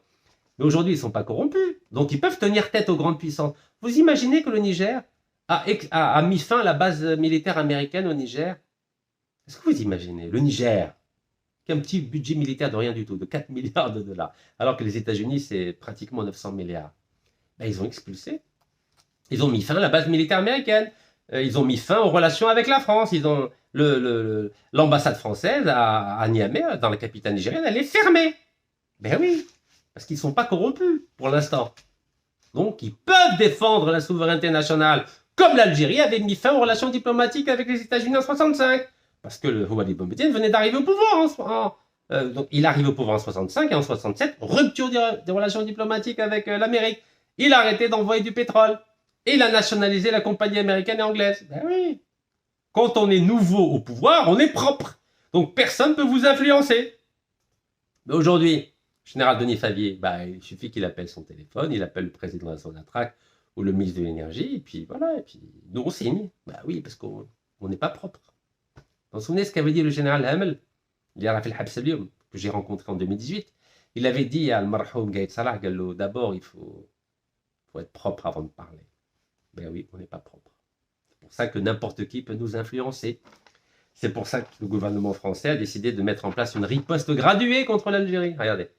C'est la porte-parole du gouvernement français qui l'a dit. La riposte graduée est en marche, est en place contre l'Algérie.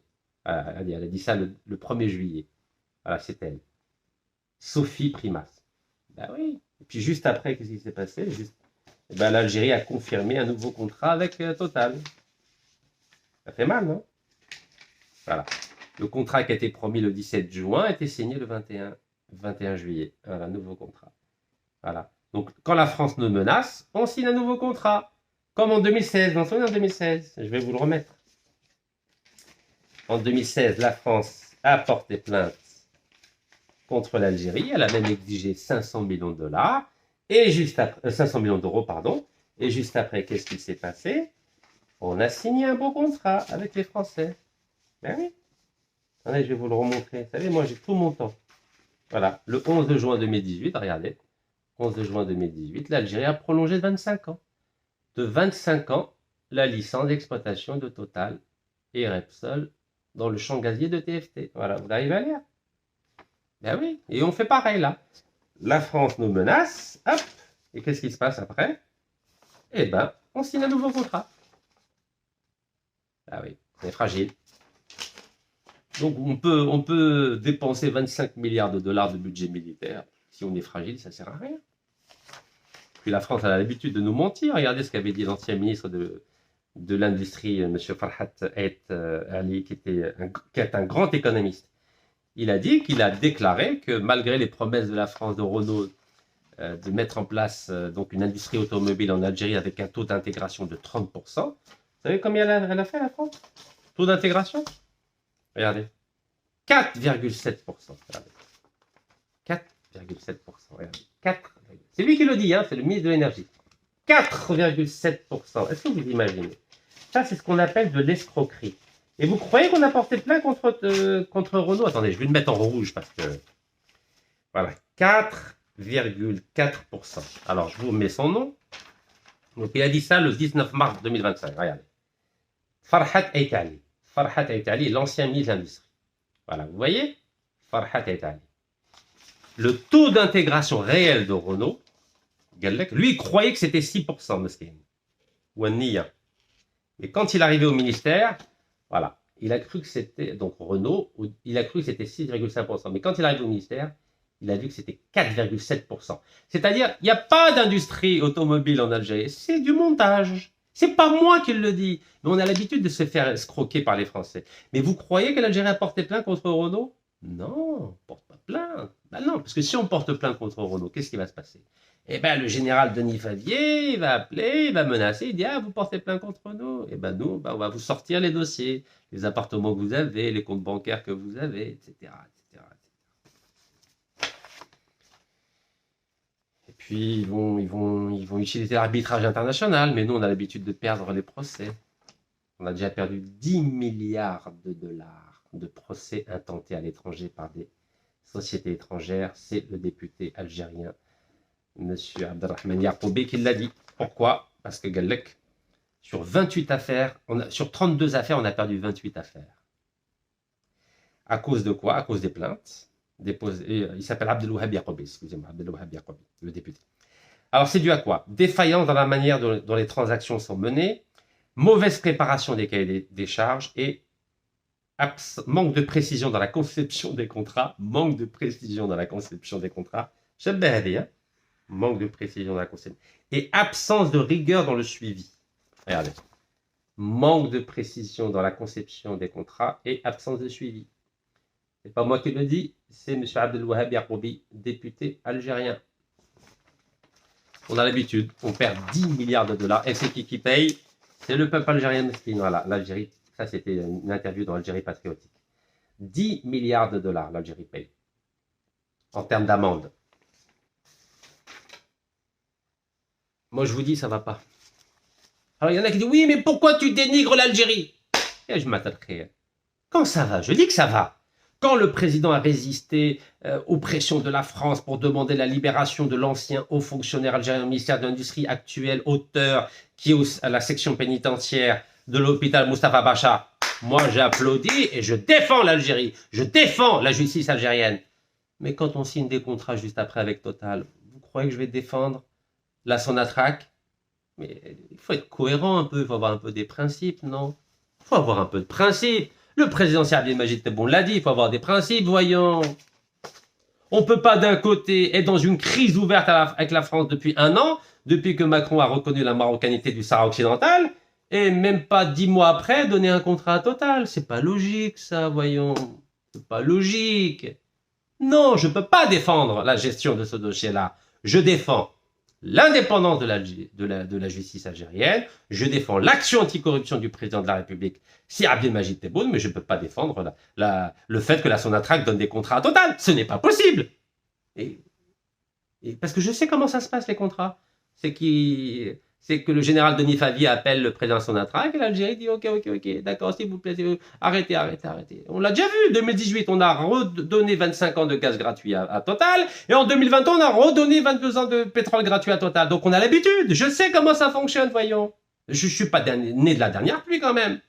Bon, maintenant revenons à la lutte contre la corruption. Vous connaissez, tous les jours, on regarde ensemble le site d'Interpol pour savoir si la trentaine de mandats d'arrêt internationaux délivrés contre 30 Algériens corrompus qui sont en fuite à l'étranger, comme Nassim Ouattara, ici, Farid Bejaoui, Abdeslam Bouchoueb ou Shakib Khalil, est-ce qu'ils sont vraiment recherchés par Interpol? Alors qu'il y a 30 mandats d'arrêt internationaux qui ont été délivrés par la justice algérienne février 2022. Regardez, février 2022. Vous voyez? Alors, on sait très bien qu'Interpol, ça marche très bien. Hein.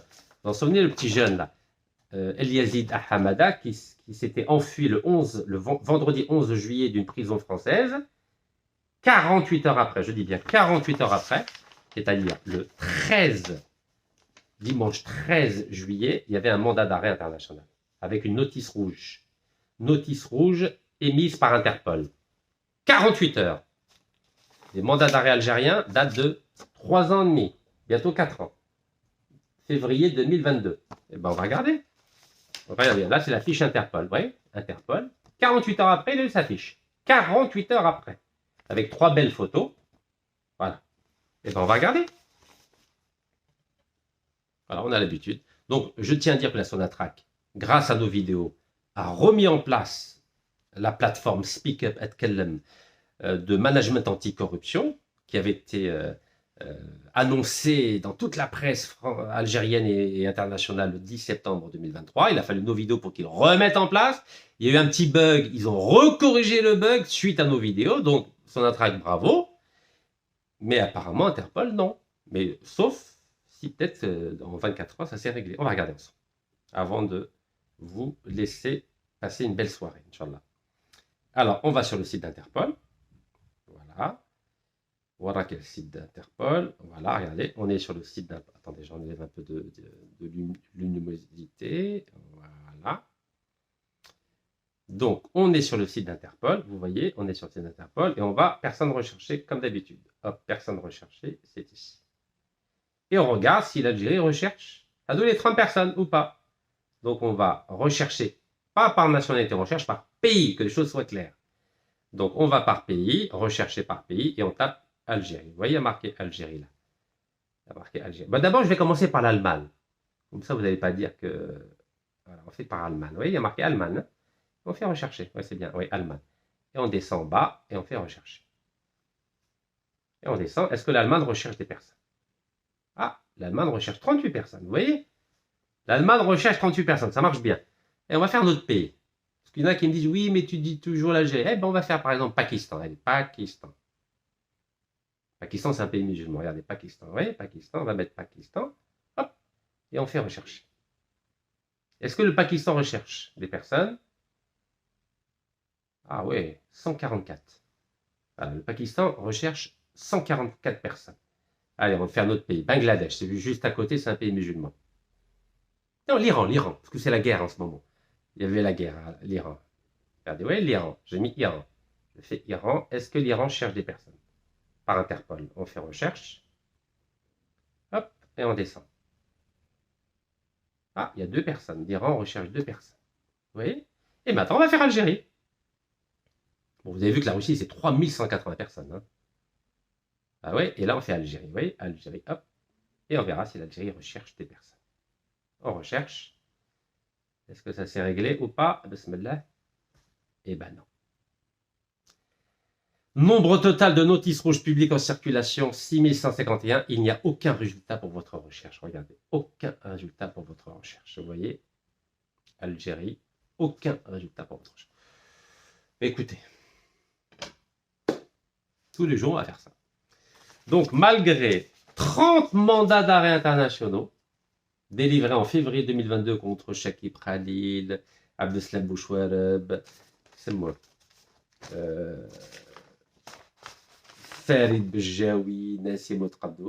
Bah, vous voyez, il n'y a toujours pas de notice rouge sur Interpol pour les rechercher.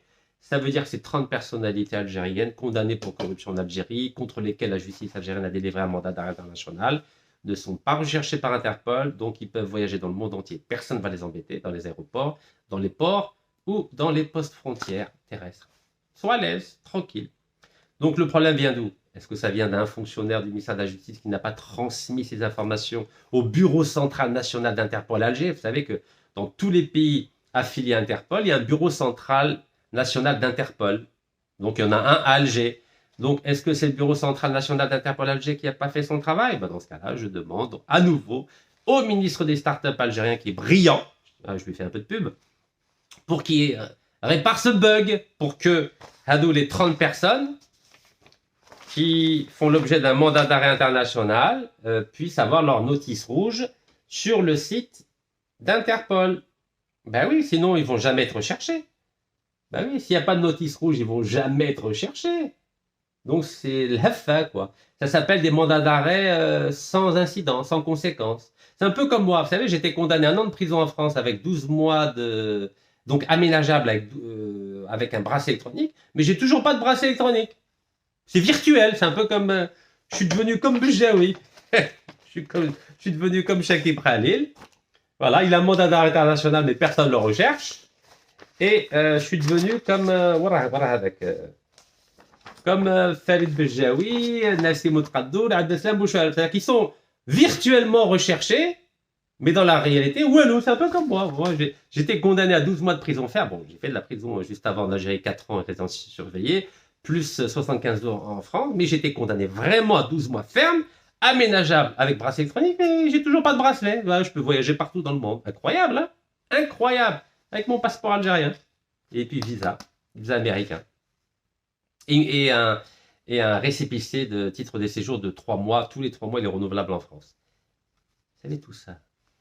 Comment après voulez-vous que le peuple algérien fasse confiance? Il ne peut pas faire confiance. Il ne peut pas. Puisqu'il y a des gens qui ne veulent pas rechercher ces personnes-là. Donc on condamne des gens virtuellement, mais personne ne les recherche. Alors c'est vrai que Farid Bejaoui, il n'est pas facile. Hein. En 2013, il a menacé des hauts responsables algériens. Il a dit, si je tombe, vous allez tomber. Ah oui, il les a menacés. Là, c'est Algérie 360 et là, c'est Choroq. Algérie 360. Vous voyez, il a menacé Farid Bejaoui. Farid Bejaoui a menacé d'impliquer des hauts responsables dans le cadre de son attraque. Ben oui. Parce que quand la filiale de Eni, Saipem, a donné 198 millions d'euros à Farid Bejaoui, qu'il a caché à Hong Kong, ben vous savez ce qu'il a fait? Ben, il a reversé une partie de l'argent à des personnalités comme Chakib Khalil, des ministres, des hauts fonctionnaires, des responsables de son attraque. Ben oui. Cool ou wickel. C'est comme ça que fait l'Italie. L'Italie, la Chine, la France, c'est spécialiste de la corruption mondiale. Donc voilà, depuis qu'il les a menacés, ben c'est pour ça qu'il n'y a pas de notice rouge. Voilà, personne ne recherche Farid Bejaoui, personne ne recherche Nassim Ouattara, personne ne recherche Chakib Khalil, personne ne recherche Abdeslam Bouchouareb, etc., etc., etc. Alors, تفرط في اللي قاعدوا في البلاد مساكن. بدوية عبد الملك سلال, Général Hamel, comment ils s'appellent les autres, j'ai oublié. Il y a 20 ministres, 3 anciens premiers ministres. Les pauvres, parce que les Ambarra, ils sont à l'aise, hein, ils sont tranquilles. Donc vous voyez, l'Algérie, elle a arrêté quelques-uns, voilà, les a mis en prison pour la presse, pour dire oui, voilà, on a condamné, on a arrêté, on a emprisonné, mais les autres à l'étranger, laisse-les tranquilles. C'est triste, non? Bon, je plaisante, mais c'est grave. Vous savez, tant qu'on a des gens contre lesquels la France, l'Italie, la Chine, les États-Unis ont des dossiers contre eux, la situation ne s'améliorera jamais en Algérie. Et vous aurez toujours des gens pour dire, oui, c'est bien de de donner 80% aux multinationales étrangères. Ouais, vous avez des députés, des sénateurs, vous avez même des mouches électroniques, là, les fameux mercenaires de la 5e colonne, qui tous les jours disent « Non, monsieur Neka, mais c'est bien, hein, 20%, c'est bien, hein. Non, non, c'est bien, hein, vous racontez quoi, là, vous êtes en train de dénigrer l'Algérie ?» Non, je dénigre pas l'Algérie, moi, je défends l'Algérie. Oui, je défends l'Algérie. Moi, je ne suis pas corrompu. Moi, j'ai jamais volé un dinar, j'ai jamais volé un euro, j'ai jamais volé un dollar. J'ai jamais rien volé. Donc je n'ai peur de personne. Donc tous ceux qui s'amusent à défendre l'indéfendable, vous perdez votre temps avec moi, parce que moi, tous les jours, je vais parler. Oui, bien sûr, on peut me tuer, on peut me mettre en prison. Vous savez, on va tous mourir. Hein. Vous savez, mes parents sont morts, j'ai un frère qui est mort. J'ai des cousins qui sont morts, j'ai des oncles qui sont morts, j'ai de la famille qui est morte, j'ai mes grands... On va tous mourir. Vous savez, le jour où on sait qu'on va mourir. Mais au moins, il faut mourir la tête haute et défendre son pays pour ne pas être un traître. Je ne serai jamais un traître de l'Algérie. Jamais. Je dis bien, jamais. Donc je redemande au président de la République, Sidi Abdelmajid Tebboune, et au chef d'état-major de l'armée algérienne et vice-délégué à la défense, général Saïd Chengriha, de résister au maximum pour que cette loi minière antinationale et qui brade les richesses de notre pays ne soit jamais promulguée. Je dis bien jamais. Car si elle était promulguée, cette loi, les générations à venir deviendront les otages des multinationales étrangères. Vous savez ce qui s'est passé au canal de Suez? Vous savez pourquoi l'Égypte? Pourquoi l'Égypte, à la fin du 19e siècle, pourquoi elle est tombée sous la domination de la France et de l'Angleterre? Vous savez pourquoi? Parce que l'Égypte était endettée et qu'elle était obligée de céder toutes ses parts dans le canal de Suez qui contrôle l'essentiel du marché, du commerce mondial, aux Anglais et aux Français. Et ensuite, elle est devenue sous protectorat anglais à cause d'erreurs stratégiques, comme cette loi minière. Et il a fallu attendre le général Abdel Nasser, toujours un général. Vous savez, il n'y a que les généraux qui peuvent sauver nos pays, pour qu'ils nationalisent la compagnie qui gérait le canal de Suez. Et qu'est-ce qui s'est passé? Vous savez quand est-ce qu'il a nationalisé? Quand il arrive au pouvoir à partir du 23 juillet 1952. Et bien dès qu'il a nationalisé, 3 pays se sont ligués contre lui militairement. Tel Aviv, Paris et Londres. Il y a eu la guerre de Suez, octobre 1956. Tout ça pourquoi? Parce qu'il a nationalisé le canal, la compagnie qui gérait le canal de Suez. Donc avec cette loi minière, on va retomber dans la ténébreuse période du colonialisme économique dans lequel nous avons sombré pendant 132 ans entre 1830 et 1962 à cause du défaitisme de ceux qui ont dirigé l'Algérie avant. De la même façon que l'Égypte a sombré dans le colonialisme britannique à cause des erreurs des khedives égyptiens qui ont bradé les richesses de l'Égypte à l'Angleterre et à la France. L'histoire se répète si on n'y prend pas garde. Et il a fallu le général Abdel Nasser pour sauver l'Égypte, de la même façon qu'il a fallu le colonel Houari Boumedienne pour sauver l'Algérie sur le plan de la souveraineté nationale du pétrole et du gaz en 71, car malheureusement, lors des accords d'Évian de 62, on a garanti les intérêts énergétiques de la France. Et il a fallu le général Lázaro Cárdenas en 1938 pour prendre 100% du pétrole mexicain. Et il a fallu des généraux et des colonels au Mali et au Niger pour nationaliser le pétrole et l'uranium. Donc, ne faisons pas les mêmes erreurs que les crédibles égyptiens et soyons à la hauteur de l'héritage des révolutionnaires de 54 et de l'ordonnance du colonel Houari Boumedienne du 24 février 71 qui a nationalisé 100% du gaz et 51% du pétrole. Barakallahu fikum. Tahiyat Jazair. Wallah yarham shouy.